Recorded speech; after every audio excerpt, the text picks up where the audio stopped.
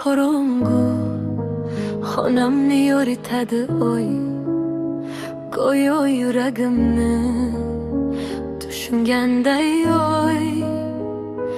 Jimjit ko'chalar ham seni so'raydi, yuragim esa seni deb yig'laydi.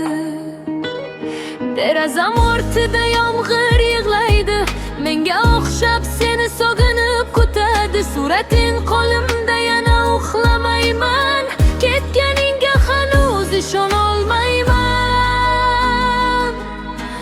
Nega sevgimiz shamolda yotdi, nega yuragim yolg'izlikda qoldi? Har tun seni eslayman sekin, ko'z yoshlarim gapiradi mening.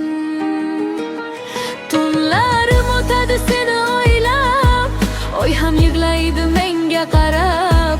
Bir sen eding yuragimdagi yor, endi esa qoldi dard va xotiralar. Tunlarim o'tadi jim va sovuq, sensiz bu yuragim bo'ldi sinuq. Qadam tovushing eshitgandayman, lekin yana yolg'iz qolaman.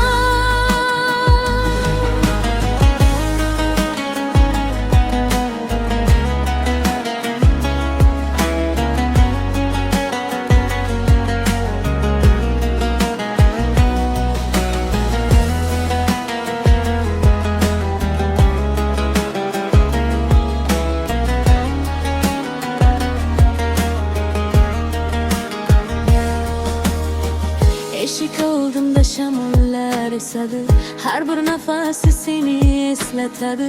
Sen ketgandan beri rangsiz dunyom, kulishni unutdi bechora qalbim. Ko'chamizdagi chiroqlar ham xira, sensiz tunlar juda uzun go'yo. Men esa hanuz kutaman seni, qaytarmikan deb eski sevgini. Agar eshitsang bir kun ovozimni, eslagin bir payt sevgan qizingni, men seni hali ham sevaman.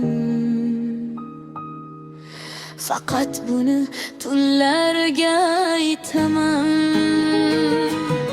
Tunlarim o'tadi seni o'ylab, yuragim ezilar jim yig'lar. Bir sen eding orzularimda, endi esa yashaysan xotiramda.